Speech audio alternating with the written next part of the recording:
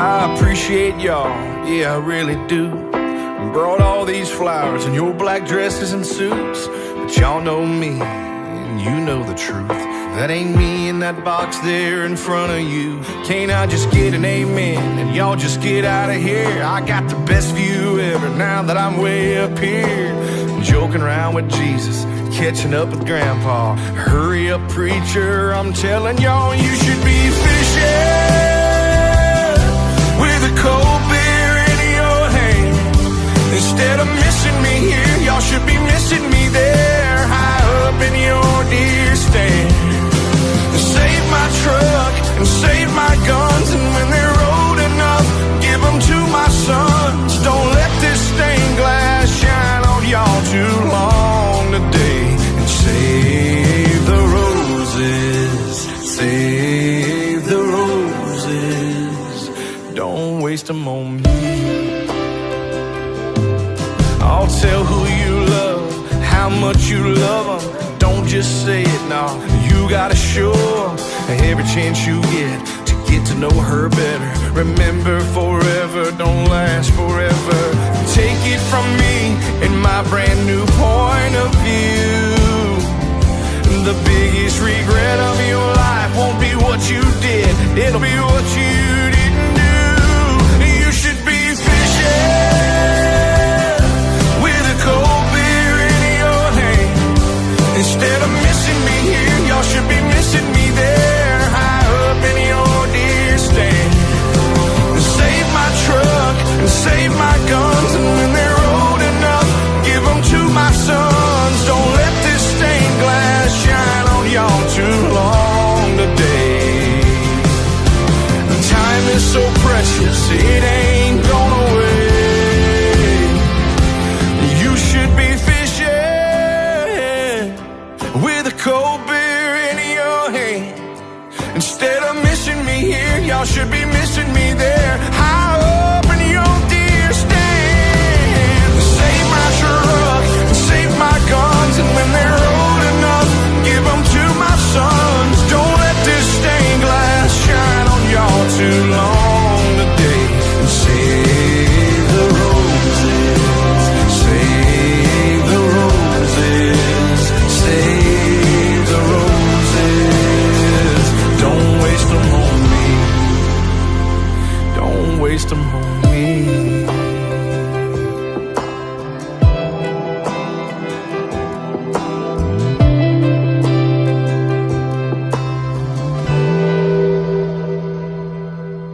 I must admit, when I listened to that song, it tells of the character of Rod, fishing with a cold beer in his hand. But today you wouldn't be in trouble if you forgot the ice. Just leave the cans on the beach and they'll be cold enough to drink afterwards. Welcome. My name is Brian Walsh. On behalf of Mr. Rodney Neville Newnham, or just Rod, as most of you affectionately knew him, I thank you for coming to this service today. This service is to commemorate Rod's life and acknowledge his impact and influence on ourselves and the community in general. We're here today to acknowledge the passing of Rod and extend our deepest sympathy to all who mourn his death. It's appropriate at this time to read a small verse as we remember Rod. It's listed in your booklets, and I'll read it now. Don't cry for me, I am now free from pain. You may not see me, but I'm still here, all the same. This is a journey we all must take. We will meet again, we just have to wait. I'll be fishing and camping, someplace you're yet to know, whilst the pie's grand final tally continues to grow. A little bit of wishful thinking there, but I live my life, my way, and you should too. You don't want to regret what you didn't get to do. And if there's a day when you miss me so, we can still hang out to the river you should go. Remember the good times we shared throughout the years. Don't be sad for too long. After this, it's time for some beers. So, I think that was titled Have Fun Whilst You Can, written by Rod himself, or a different Rod? It's easy to forget at times, but family and friends are the most important thing in the world. In this context, family could mean your mother, your father, your siblings, your spouse, your grandparents, your aunts, your uncles, your cousins. But for some, it's simply those with whom we share unconditional love. With family and friends beside and behind you, life can be wonderful. For 64 years, Rod lived and loved the same as every one of us here. He attended school to learn. He found gainful employment in many roles. He liked his sport, he loved his family, and he lived his life on his own terms and followed his own path throughout the world. But just because life can be wonderful doesn't mean that it's fair. It's not fair that Rod has had his life cut short. It's not fair that the world has been robbed of Rod's presence. And it's definitely not fair that his family and friends must now go on without him. Some people want or even expect life to be a grand adventure. They imagine that the real life is about African adventures or cruising the Caribbean. They think you need these Facebook moments where you show the world that your latest adventure or exploit is the pinnacle of life. It gives a false sense of reality when you portray these once-in-a-lifetime events as if they were everyday occurrences. I guess it depends on perspective.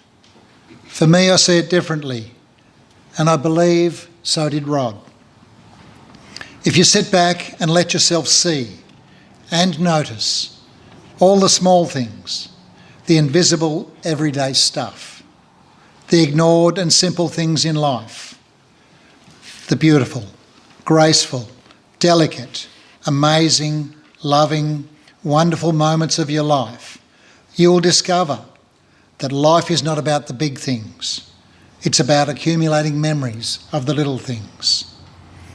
Things like sitting on the veranda watching the sunset with your family, listening to your children squeal with delight as they play in the backyard, watching the coloured leaves fall from the trees in autumn, having a quiet drink or three while sitting on the riverbank, watching your grandkids play football, looking back with pride on the mowing job you've just completed, snuggling into a warm and cosy bed in wintertime, the crackle and warmth of a campfire on a winter's night, catching the perfect fish for dinner, seeing your children, grandchildren, and for some even great-grandchildren, day by day, growing up into people you can be proud of. Whilst living these moments, happiness is highlighted and is suddenly placed at the front of the stage, to be seen, to be cherished, to be felt. Rod's life was like this, filled to overflowing with memories of the little things, created with family and friends over his 64 years on earth, that added up to a contented life, a life that has been filled with memories created during these small moments of our everyday lives. Every one of you here will have memories of these moments. It is the accumulation of these memories that creates the rich tapestry of our lives. So remember Rod, cherish your memories of him. Tears of joy will come as well as tears of sadness, and we can only begin to move on when we understand that grief is the price we pay for the ability to love. Now, I've got another short verse here, and to me it directly relates to Rod.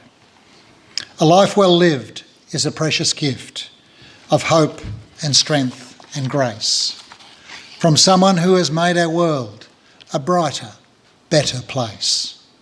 It's filled with moments, sweet and sad, with smiles and sometimes tears, with friendships formed and good times shared, and laughter through the years.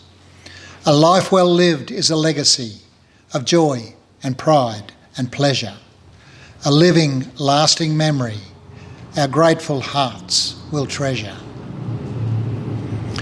The memories of Rod each of you have as a relative or a friend will always be there. And there would be no sorrow in your hearts today if yesterday you had not known the pleasure of Rod's presence in your life. And I would now ask Glenn to step forward to tell us more about Rod and his life well lived and what it meant to us. Thank you, Glenn. Thanks, Brian. Good afternoon, everyone. First up, I'd like to thank you all for being here today to celebrate the life of Rod, loved son of Lois and Neville Newnham, brother of Mark, Shane and myself, brother-in-law to Sonia and Angela, beloved father of Kylie and Michael, father-in-law to Justin and adored Poppy Rod, to Talia, Ella, Mia, Jake, Chase and Abby. I'm speaking on behalf of all of us, and we thank you all for your kind thoughts and love that you've shown us over the past week. It's been a really sad time for us, but we are thankful that Rod is no longer suffering. We know that many of you, probably most of you, have travelled long distances to be here today, and we thank you dearly. I particularly want to thank my brothers Mark and Shane, who, when they heard the news of Rod's condition last Thursday night, were on a plane from Brisbane within a couple of hours and got to us at Goulburn Valley Hospital around 2:30am on Friday morning. It meant so much to Rod and the rest of us.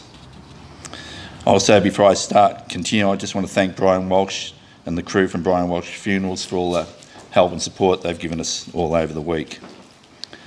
Rod was the first of 4 boys for Mum and Dad, Lois and Neville Newnham. Rod was born at Kyneton Hospital on November 29, 1960. As I mentioned in a eulogy I did for Dad's funeral last year, Dad was so happy at his birth that he drove down the main street of Kyneton shouting like a madman, "It's a boy, it's a boy," to anyone that would listen. Mum and Dad and Rod lived in Kyneton until 1962, when they moved to Kahuna, just up the highway from here, so that Dad could work on the drag lines cleaning the irrigation channels in the surrounding areas. I came along on April 11th, 1963, so suddenly Mum and Dad had two sons to care for. As a baby, I had bad colic, which made things tough for Mum, and apparently Rod was more than a handful to keep an eye on while I was taking up so much of Mum's time. One late afternoon, Mum was feeding me when Rod put a chair up to the front door and got out without Mum knowing. She suddenly realised he was not there, but she could see how the cheeky bugger had escaped and started to search for him. She searched the street to no avail and then went into the swampy paddocks behind the house shouting out to him. In the distance she heard this cry, "I'm bogged, I can't get out." And when she saw him, he was stuck knee deep in the mud in the swamp. It was only the beginning of turning Mum's hair grey, and Rod was only a bit over 2 years old. During this period in Kahuna, Rod also started to show his distaste for education. On his first day at kindergarten, Mum had dropped him into the kinder and continued down the street to the shops in Kahuna. About an hour later, as she was walking home, she bumped into Rod in the street, who'd had enough of kindergarten and was heading home himself. That was Rod's first and last day at kindergarten. And of course, this set the tone for Rod, who later in his teenage years would wag school on a regular basis. In late 1964, our family of 4 moved back to the Kyneton area for Dad to work on his father's farm at Spring Hill, where we would remain until 1972.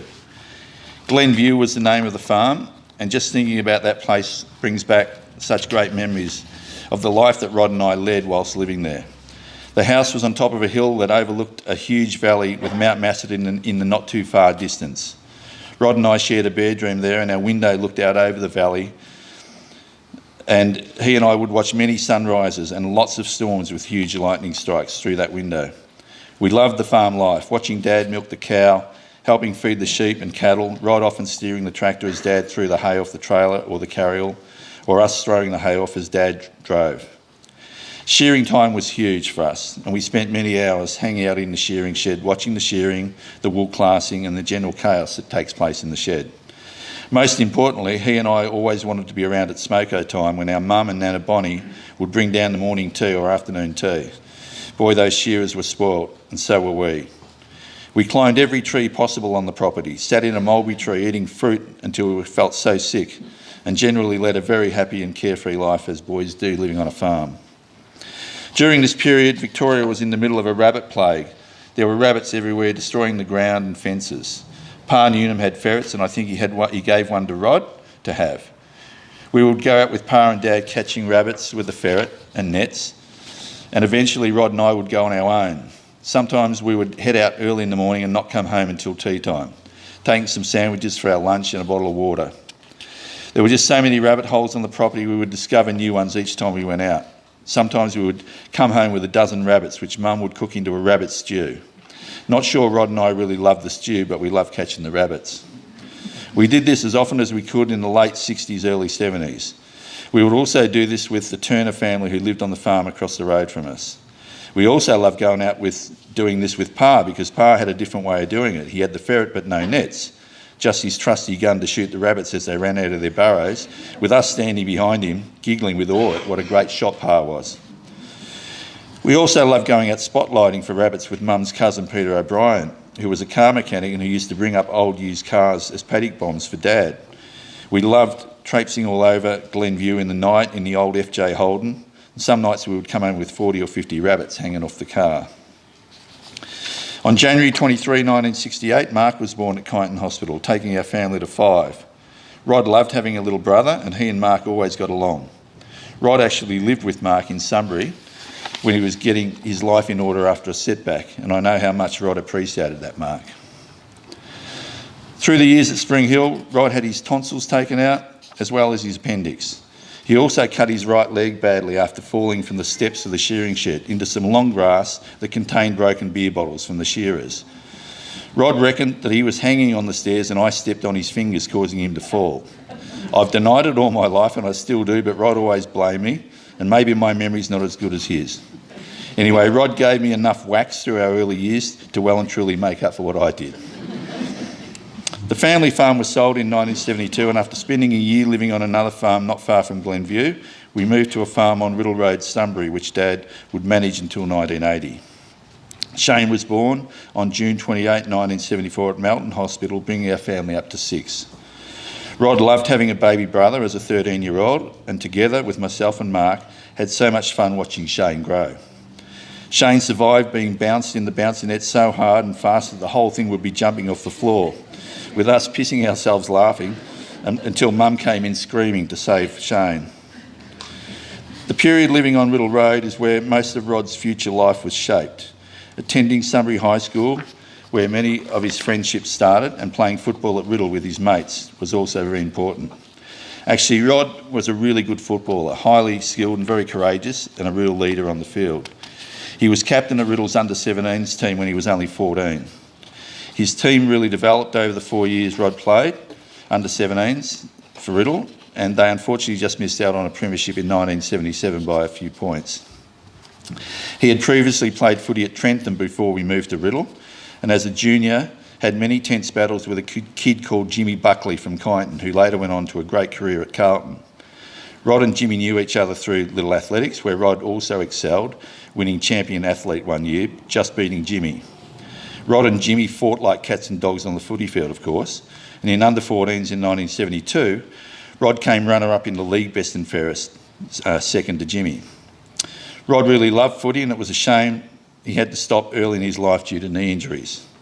That probably intensified his love for the Collingwood Football Club, who he followed religiously right to the end. Actually, Rod and I had our last football argument only 2 Saturdays ago, when Rod went hard defending against my argument that Collingwood have such a soft draw, playing so many games on the MCG and limited travel as usual. He went very hard, as he always did, but we ended up having a laugh over a beer, just like we always did. Rod was actually a South Melbourne supporter until he was about 9, when our Uncle Bob introduced him to a mate, Alan Atkinson, who was playing for Collingwood at the time. Rod was converted instantly, much to Bob's horror, and he remained loyal. It's hard for me to say this, but I'll be barracking for your Magpies, Rod, over the next few weeks, in the hope that they can win the flag this year in your honour, mate. If they show some of the same fight and determination you have over the past few years, they're a shoo-in. Rod had a love of horses from a young age. Dad had a horse on the farm at Spring Hill called Midget, and Rod's dad's sister Julie, who was only a few years older than Rod, was really like a sister to us, and she had a total love for horses. When we would spend time over at Nana and Pa's farm at Reedsdale, Rod and Julie would be out horse riding every spare minute they could, riding all over the farm and down to the Campaspe River which flowed through the farm. Julie gave Rod one of her foals, Tammy. Actually, Julie rode Tammy from Reedsdale to Spring Hill, staying overnight in Kyneton to hand it over to Rod. Tammy became part of our family, and she also gave birth to a little foal in the late 70s, which Rod was so proud of, a beautiful white foal he named Lady. I remember Rod sleeping up in the stable for weeks leading up to the birth. Rod's passion for fishing started in the 70s. With two grandfathers who both loved fishing, it was only fitting that Rod would catch that bug. There were eels in the dam on the farm on Riddle Road, and we would spend hours down there at night, often with a small campfire burning, trying to catch eels. Rod was patient and caught many. He also fished along Jackson's Creek, and of course later when he got his licence he would travel all over the place fishing when he could. With a grandfather who always would travel up to the Murray fishing for cod and yellowbelly, and Uncle Bob who would camp up on the Murray at Turrumbry every year and often take Rod and I with him, he and Annette, you can see how Rod developed his love of fishing, particularly along the Murray River where he would spend a lot of his later years. Other memories of Rod during this period living in between Riddle and Sunbury would be when he purchased a motorbike and would ride up and down the 400-metre driveway we had on the farm and through the paddocks. Mark and I were only discussing the other night over some drinks how we put our lives on the line at times, sitting behind Rod as he would take us on rides that were more frightening than anything you could get on a theme park. Over little hills that turned into jumps, through mud and between trees. We would never tell Mum until years later. Before Rod got his motorbike licence, of course, he was still riding on the road around the farm illegally. One day he was heading up Settlement Road alongside the farm when he hit a cow which ran onto the road. Luckily a house was nearby and one of the little kids there saw the accident and went running into his mum saying, Mum, I just saw Superman flying through the air. Because Rod had hit the cow and flown right over the top of it onto the side of the road. Luckily he was okay apart from a few cuts and bruises and ego. There was another incident which we never told Mum and Dad about for years. We call it the slug gun incident. So Rod had bought a slug gun, much to Mum's horror, and she told him if anything happened with that slug gun that she'd be smashing it on the fence and reporting him to the police. So us kids, I think Mark and Rod, we were throwing clumps of dirt at each other, and I got Rod a beauty, and I ran off, and he was really annoyed with me, and he had his slug gun there, and I ran round the side of the house. Rod fired it under the house, just indiscriminately, not aiming or anything, but he got me in the leg on the other side of the house, right through the other side of the house. Well, I went down like I'd been shot with a shotgun, screaming, and I think I had more chance of dying from suffocation from Rod's hand over my mouth than I did from any slug gun pellet. Rod told me that the slug had bounced out of my leg and that it wasn't in there and that I'd be fine. Stop whinging. So I let it go for a couple of days. We didn't tell Mum. Then about the Wednesday, this was on the weekend, about the Wednesday I could see a little bit of silver on the wound. So I got the tweezers out and it popped out. It healed, but I've still got that scar on my leg. And we told Mum and Dad about it over some drinks years and years later. My horror. Rod and I would play kick-to-kick footy for hours on end during the winter months and test match cricket on our backyard pitch in the summer, with the woodshed as our wicketkeeper. We were pretty cruel to Mark as both Rod and I knew exactly how to get him out. Just short of a length on his hip and he would instantly spoon a catch to whichever of us was fielding in its short leg. Mark would scream to Mum that we got him out first ball, and Mum would come out and tell us to give him another go, that if you get out first ball in backyard cricket, you're not out. So Rod and I would get him out the second ball or the third ball or the fourth ball. It was important that we had a fielder when Rod and I were batting, so we needed Mark for that. It was competitive stuff, and I think it put Mark off cricket for the rest of his life. I spoke earlier of Rod's love of education and school. Rod left school on the very day he legally could, the day he turned 15. He had what he considered normal indiscretions at school, often caught smoking, wagging a couple of times, etc., but just didn't like school. He could read and write and was set for a working life as far as he was concerned, away from the rules and regulations that school presented him with. Actually, when I started at Sunbury High School, I'm sure most of the teachers thought, oh no, not another Newnham. Rod not only had the reputation with the teachers, but also with the students. I can't tell you how many kids came up to this skinny, scrawny kid with glasses that I was and said, "Are you Rod Newnham's brother?" "Surely not." But I was, and I was proud to be. Rod's first job, which he started almost immediately from leaving school, was working at the small independent supermarket in Sunbury. I think it was Foodland, on the corner of Brook and O'Shanassy Street. He worked there for a while, saving enough money to have a stereo tape deck which he would carry around playing Kiss music as loud as he could. He was definitely in fashion at the time too, with a tight t-shirt, flared jeans, platform shoes and half a bottle of Brute 33 splashed on. He also purchased a colour TV before we had one as a family, and he would often bring it into our lounge room and put it on top of our old black and white one so we could all enjoy the joys of colour TV. He worked at the horse stud across the road from our farm for a little bit, which he really enjoyed, before getting a job at Mally's in Sunbury. He then moved and worked at Kodak in Coburg, where he worked for several years before Kodak went out of business. Rod became a department manager at Kodak and was one of the last to finish up there when they closed down. He then worked at a tyre manufacturing place for a bit before buying a truck and began installing insulation into houses. This led to him deciding to start a small business and use his truck as a courier, which he did for several years, subcontracting with allied couriers. In 2005, Rod wanted a change, and with Mum and Dad now living up here at Yarroweyah, he went for that change of scenery. With the help of his good friends Jeff and Sandy Pearce, Rod bought a Jim's Mowing franchise in Shepparton. Rod was back in his element doing physical work outdoors. Yes, the days could be very hot up here during the summer, but Rod was a hard worker and prided himself on picking up as many clients as he could. Rod was well liked by his clients because he treated them well, and even though he was well out of Jim's mowing business for over the past 6 years or so, he was still doing the odd job here and there, helping out some of the elderly clients from back then. Rod had several girlfriends through his teenage years who our family all got very close to. It was hard not to. In 1980, Rod met Lynn Cannon through a mutual friend. Lynn's family lived in Eltham at the time. After going out for a couple of years, they were married on July 9, 1983 at Greensborough. Their daughter Kylie was born at Sunbury Hospital on December 14, 1983, when they were living in a flat in Timmins Street, Sunbury. Michael was also born at Sunbury Hospital on July 14, 1986. By this time, Rod and Lynn had purchased a house at 28 Flinders Street, Sunbury. Many great times were had at 28 Flinders Street: birthday parties, Christmases and other special family events. Watching Kylie and Mick grow up was a special time for Rod and Lynn, and I know Kylie and Mick will talk of those times in a moment when they speak. Sometimes these things are very hard to talk about, but Rod and Lynn divorced in 1999, and after being split for a time, and I think Lynn summed it up perfectly in a tribute to Rod that she wrote on Facebook, and I quote, "We had 15 years of marriage and had 2 beautiful children, Kylie and Michael, and 6 amazing grandchildren, who you were so proud of. We went our different paths in life, but kept our friendship for over 46 years and had wonderful memories with all our family together, supporting, caring and being there for each other. We'll miss our talks, but very glad you are finally at peace." I think that sums up the relationship that Rod and Lynn had for so many years, and why our family appreciate and love Lynn so much.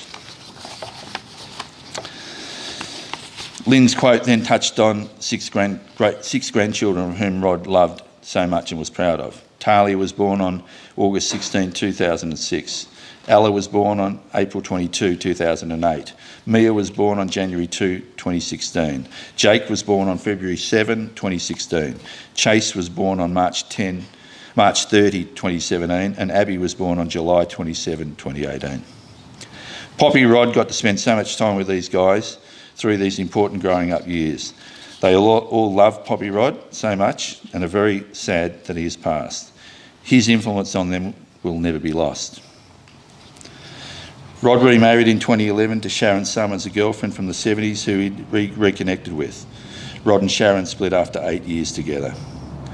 My brothers Mark and Shane wanted me to share a couple of memories they have of Rod. Mark said, "I was around 9 or 10 years of age when one Saturday morning Mum and Dad took Glenn to play cricket at Riddle.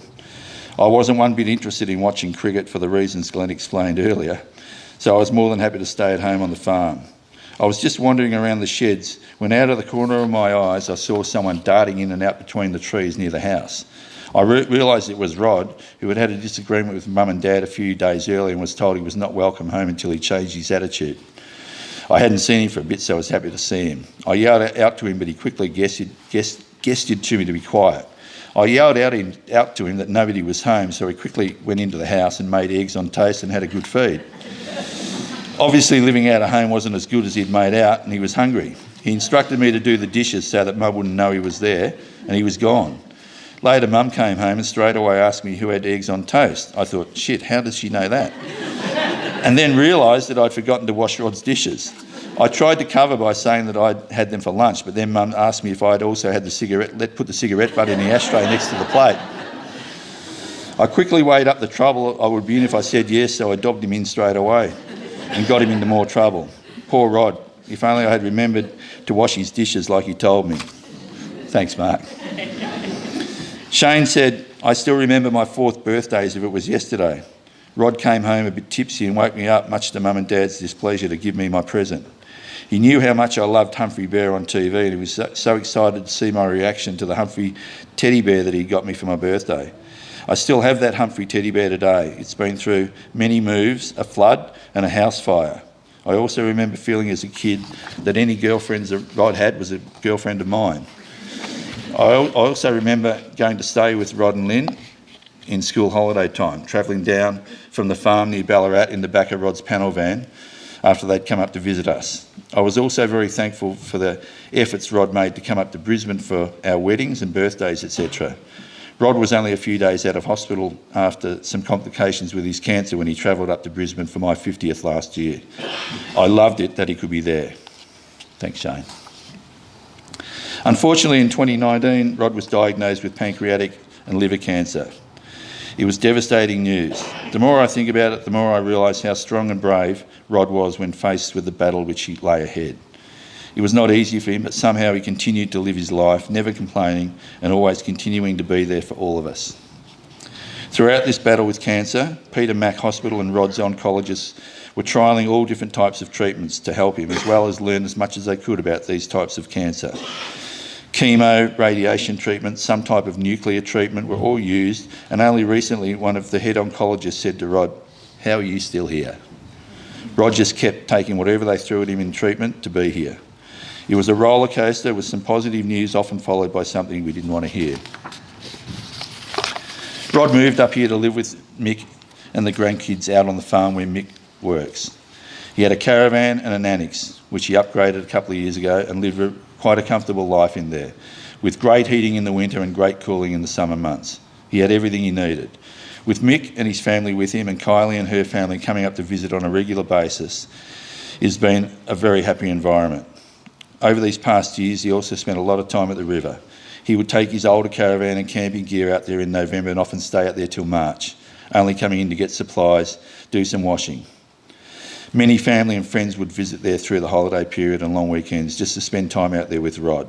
Lots of fishing, drinking and laughter to go with it. Rod was in his sweet spot. The last few years have been pretty tough on our family.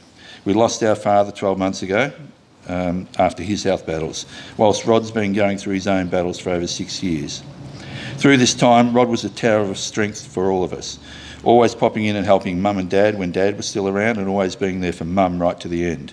If Mum needed Rod for anything, he would be there without question, and she is so thankful. With me living in Melbourne and Mark and Shane in Queensland, it's always been good to know that Rod was there not far away from Mum. Rod was not just a great son, brother, husband, father, poppy or an uncle. He was also a great friend and mate to many, always there to lend a hand or offer support.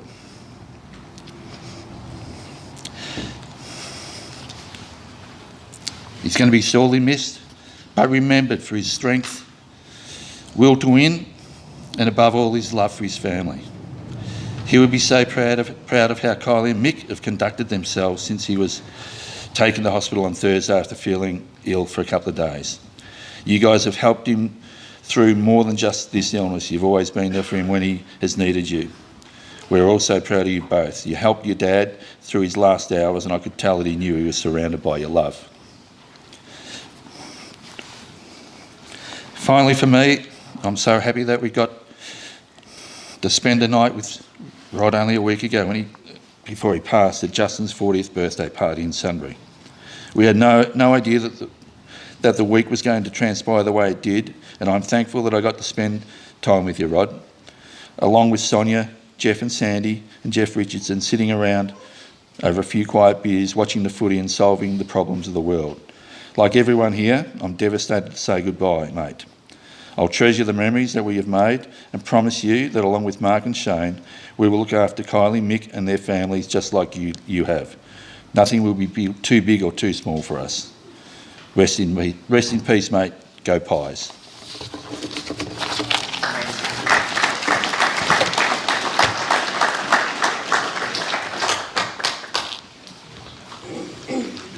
Thank you for that. I'd now ask Kylie and Mick to step forward and add their contribution. I'm going to do this one too. So this has been written by Kylie and Mick, and I'm seeing it for the first time. And Kylie, the writing's a lot smaller than mine was. So it's a lot smaller font. So this is from Kylie and Mick. Firstly, we'd like to thank Brian and Beck from Brian Walsh Funerals for their assistance and everything over the past week, as well as the staff at Shep and Cobram hospitals that made Dad and us as comfortable as possible under the circumstances. Thank you also to everyone attending today. I know not everyone could make it, but we appreciate you all. When we asked Dad about his funeral, he said, "Don't worry too much, it will be small. Just go and have a beer for him." Whilst he couldn't catch up with everyone as much as he would have liked over the last few years, I think he forgot just how much he was loved and how many people were thankful that he was a part of their lives in one way or another. Lastly, we'd like to thank a few people that were there for us in Dad's final days and afterwards. That made a heartbreaking time a little bit easier. Thank you to Lois, Glenn, Mark, Shane, Talia, Ella, Justin, Amelia, Sandy, Jeff, Lynn and Kevin, and everyone that called, messaged or visited. It's hard to give justice to our memory of you, but there are a few things we thought to mention. Our early memories with you include local fishing, getting stung by a nettle so you could get to a good spot, yabbing in dams the old school way, whether we were allowed on the person's property or not, watching you fix cars and getting in trouble for giving you the wrong tool or holding the torch in the wrong spot. He did that to brothers as well. Shooting cans off the back fence in the Pascoe Vale house with a slug gun in the middle of a residential area. We thought we were pretty tough back then. You trying to teach us that your farts smell good. Cruising in your car with AC/DC playing full blast, watching the footy, cricket and hanging at the indoor sports centre where you'd vomit before each cricket game due to your nerves. Then listening to Bon Jovi on the jukebox after the game. Holidays at Warrnambool, Yarrowonga, Queensland. And of course camping on the mighty Murray River. You had a cheeky smile, and our late family friend Fred always said it perfectly. He's got such a cheeky grin. You never know if he's just getting old, getting out of trouble, or about to get into it. Your life was cut short, which you didn't deserve, but we're glad that you packed a lot of things into the time you were here. You were always a hard worker with a good work ethic. If you were going to do something, you always did it properly. You did a variety of jobs, from corporate to physical outdoor work, and even a short stint working behind the bar at the Waterside Hotel in Melbourne. I completely forgot about that, Kylie. We're not sure how you ended up there, but we do know that a strip club was located next door to you, and you became friends with a lot of their employees. Apparently because they would visit the Waterside after their shifts.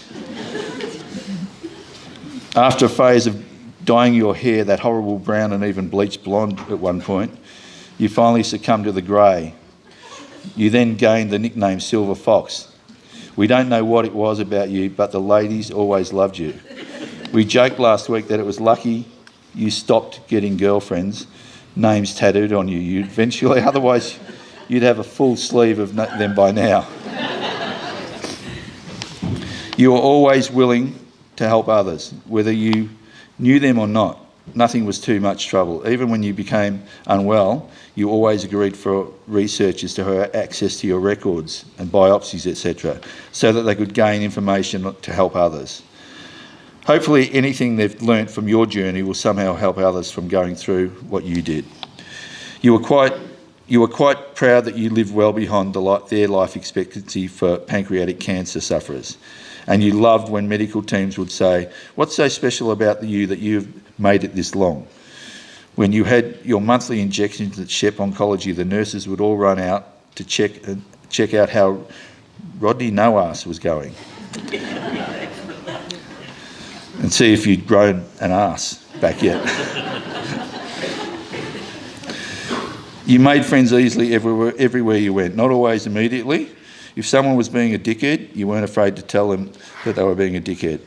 But more often than not, they'd eventually see your point of view or get to know you better and realise that you were a good bloke. You spent many years hanging out at the ball court in Sunbury, where you lived a couple of blocks away. Stumbling distance, some would say. You made many friends as a barfly there and enjoyed playing in the pool comps. You probably ate more dinners there than you did at home. You were stubborn. If you wanted to do something, you'd do it. And likewise for others, you didn't want to do. Likewise, the things you didn't want to do. If you thought you were right, you'd never give up on it, even if you realised halfway through that you were wrong. In later years, we realised that there was no point in arguing. We'd just sneak a look at each other and we knew the truth, and we'd let you have this one. You had a special bond with animals. For someone that came across as a tough guy, you had a soft nature deep down and a love for all types of animals, except for bait. They never got any love. Your various dogs throughout the years adored you, and Swanee was no exception. You were content with living the simple life. You didn't need much. Your family, friends, a dog, a roof over your head, even if it was just a tent or a caravan, and some food on the table. In the last few years, you were limited with what you could do, but you seemed content with just doing the little things, being there for family, attending special events, even if you weren't feeling up to it, going to the kids' sport and catching up with good friends when you could. You loved your grandkids so much. Your patience hadn't changed from when we were kids, and I guess there's something about being able to revel in the fun without too much responsibility. You loved hearing about them, talking about them, watching them grow up, and of course, stirring them up. We'll make sure the kids never forget how fun-loving and caring their Poppy Rod was. It will never be the same at the river without you. We will even miss you whinging about the kids swinging on the annex poles, kicking up dust or swimming too close to your fishing line.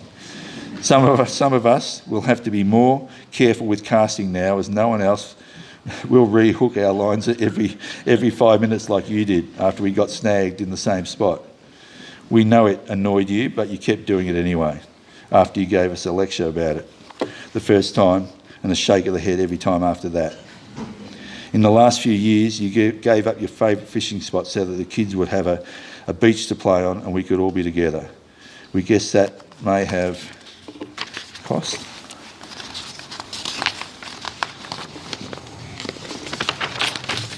We guess that may have cost you the metre you always wanted. So now the task will be left to us to get one for you. You didn't want to leave us despite the constant pain you're in, whether it was the cancer or your back issues. Even the times you'd had a bad run, the doctors would say, "Are you sure you want to keep going, keep doing the treatment, etc.?" And you always say a resounding yes. It seems you were willing to put up with anything if it meant more time with us. You're always there for us no matter what the circumstances, and we're grateful for the time we had and all that we learnt from you. We're going to wrap this up because we know you'll be cursing us if we keep going and delay everyone going to have a beer. We're going to miss having you around, chatting about family, the footy, the latest shows you've been watching, whether the fish were biting, and getting your advice. With Mick pretty much every day at the house, and at least every few days with Kylie on the phone. You weren't one to talk about your feelings or say things out aloud, but you're always obvious in showing it. We always felt so loved by you, and we know how proud you were of us, all of us. It's going to be hard without you here, but we will do our best to accept it and make the most of the rest of our lives like you wanted. Thank you for being you. We love you forever.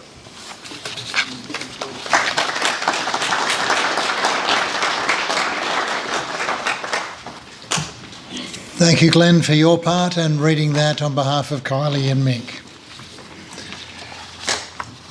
You've heard words describe Rod's life, and now we're going to hopefully let the pictures take your own minds back and remember some of the good times spent with Rod with pictures of his life. Thank you.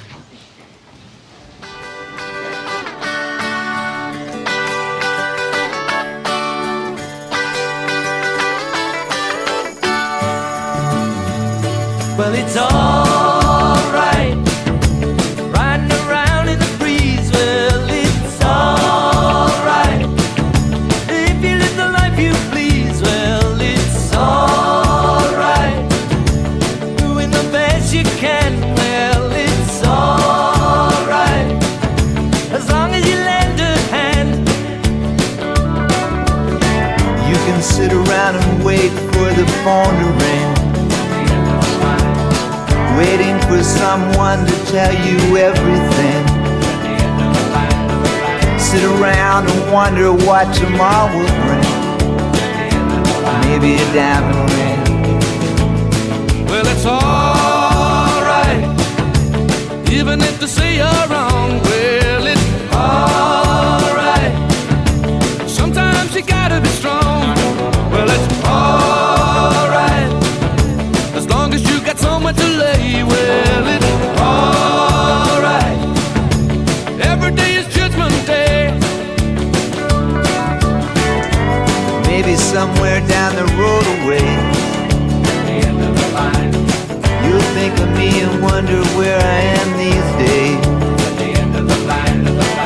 Maybe somewhere down the road when somebody plays Purple Haze.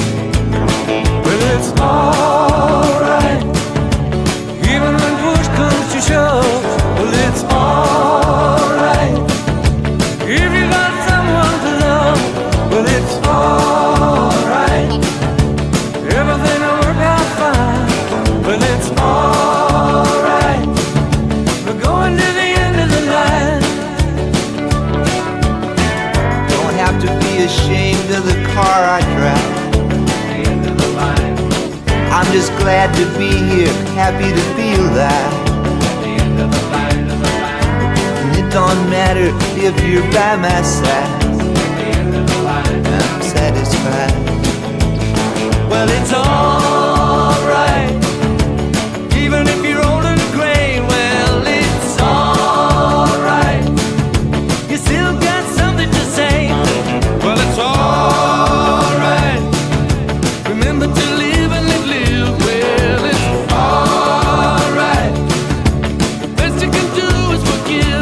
Well, it's alright, riding around in the breeze. Well, it's alright, if you live the life you please. Well, it's alright, even if the sun don't shine. Well, it's alright, we're going to the end of the line.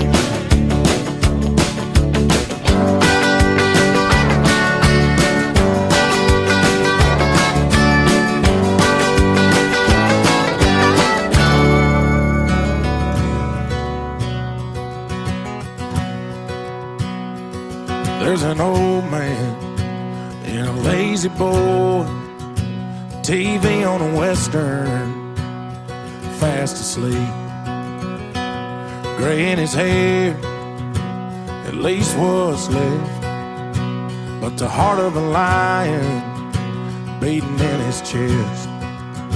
And there's a little more slow in his go, a little less rock in his roll these days. But I remember him 10 feet tall and bulletproof, throwing me a ball in cowboy boots. A whistle and the dog started running, a whisper and mama starts blushing, a wrench in his hand and a beer in the other. I couldn't make a man any tougher, and that S on his chest is starting to fade. But I'll always remember him that way. I used to think that he'd never get old. That kind of thing was for regular Joe. And he tries real hard to put up a fight, but I guess time is his kryptonite. 'Cause I remember him 10 feet tall and bulletproof, throwing me a ball in cowboy boots. A whistle and the dog started running, a whisper and mama starts blushing, a wrench in his hand and a beer in the other. God couldn't make a man any tougher. That S on his chest is starting to fade. But I'll always remember him that way.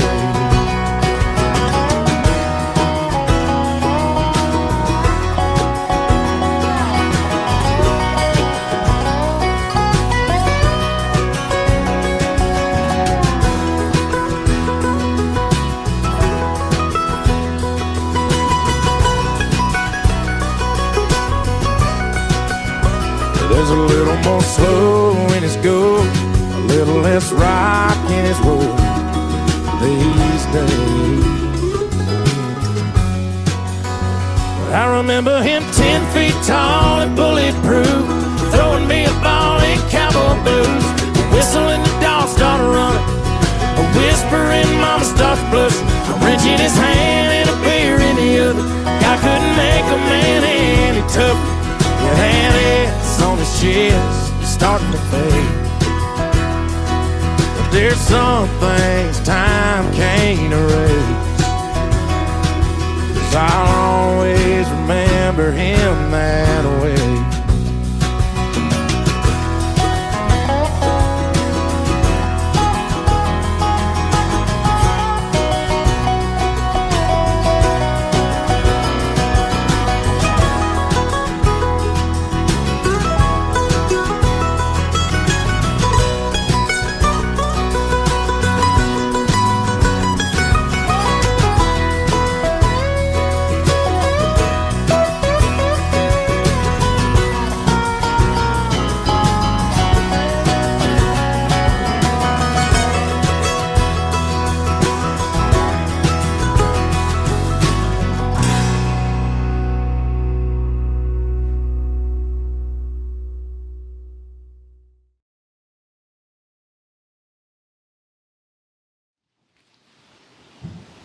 Photos are always a window to the past.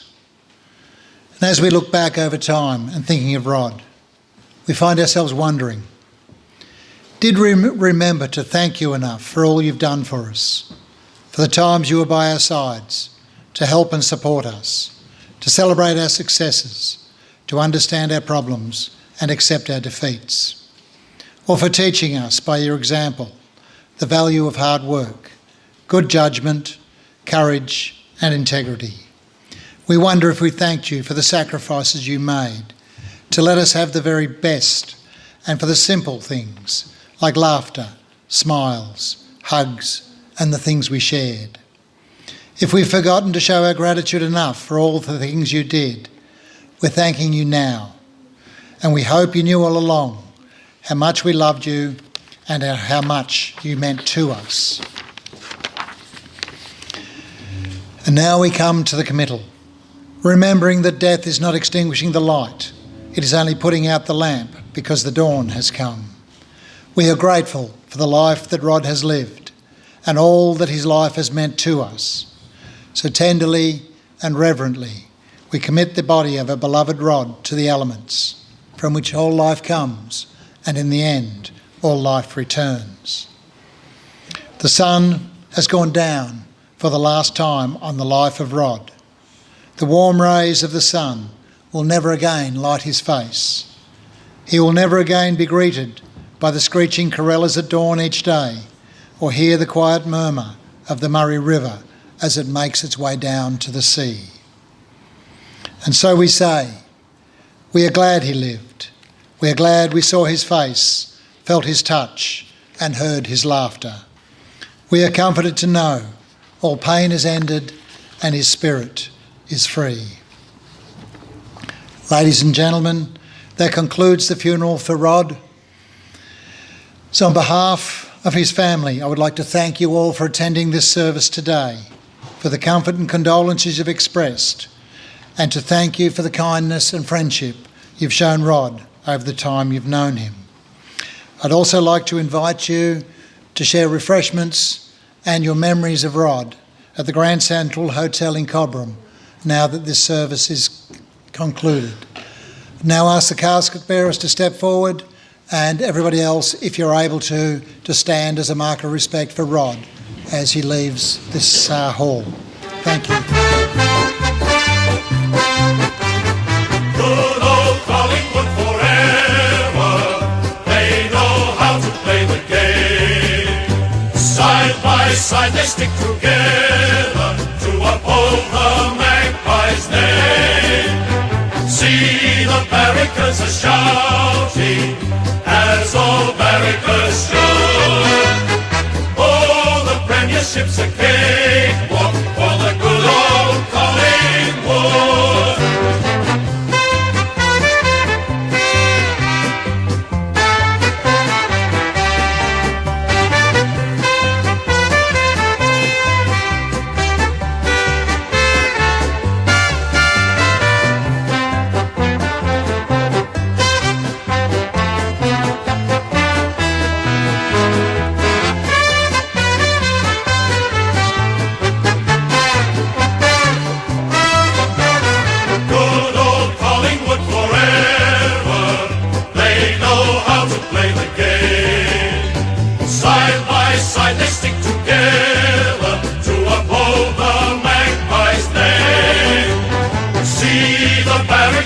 Shouting as all barricades should.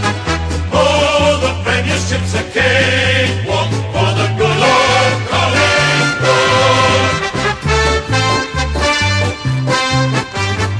Good old Collingwood forever, they know how to play the game.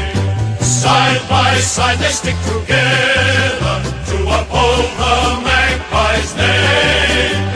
See the barricades are shouting, as all barricades should. Oh, the premiership's a cakewalk for the good old Collingwood.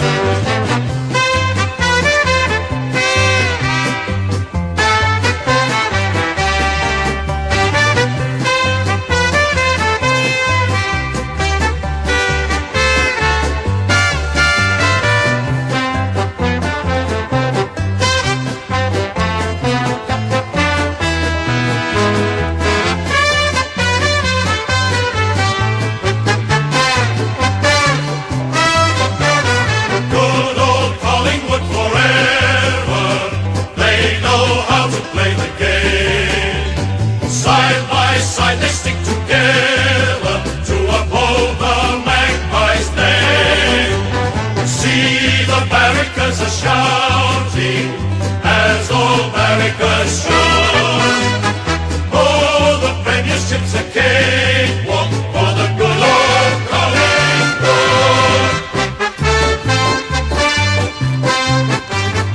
Good old Collingwood forever, they know how to play the game.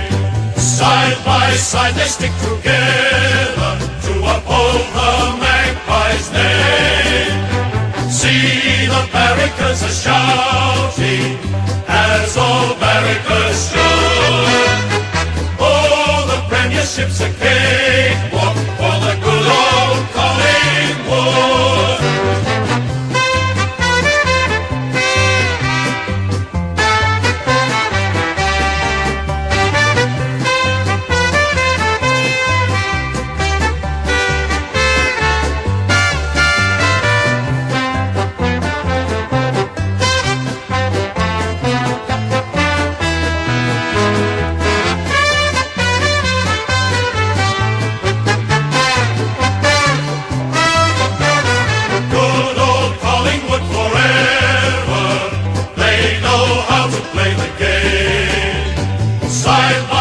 side they stick together to uphold the magpie's name. See the barricades are shouting as all barricades shout. Oh, the premiership's a cakewalk for the good old Collingwood. Good old Collingwood forever. They know how to play the game. Side by side they stick together to uphold the magpie's name.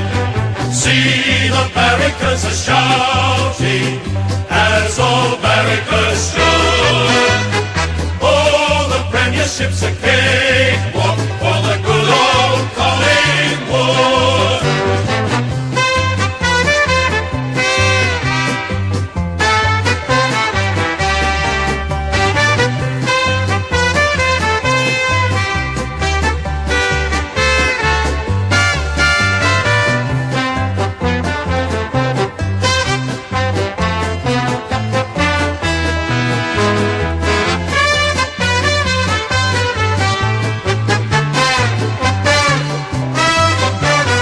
Good old Collingwood forever.